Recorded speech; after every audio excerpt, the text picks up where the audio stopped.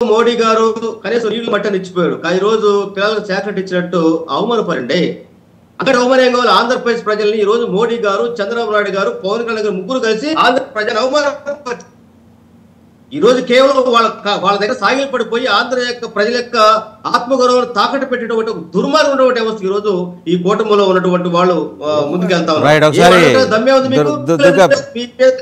దుర్గా ప్రసాద్ గారు ఎవరికెళ్ళండి? మీరైతే చెబుతున్నారో Visakhapatnam steel plant గురించి ఎందుకు మాట్లాడలేకపోతున్నారు? ఆంధ్రప్రదేశ్ కి దాదాపు మీరు గతంలో అని చెప్పారు, ఢిల్లీ తరదనే రాజధాని చెప్పారు కదా, మరి ఒక పైసా ఇచ్చారా? ఈ రోజు అప్పులు తెచ్చుకునే పనికి వచ్చామంటే దాన్ని కూడా మళ్ళీ మేము ఢిల్లీని మించేటువంటి అదేవిధంగా వరల్డ్ సిటీ అని చెప్పేసి అంటారు. ఏంటి అసలు 23-26 జిల్లాల చిన్న రాష్ట్రానికి ప్రపంచానికి తలదనే రాజధాని అంటారు, మళ్ళీ ప్రజా రాజధాని అంటారు. ప్రజా రాజధాని అర్హత మీకు ఏడదండి?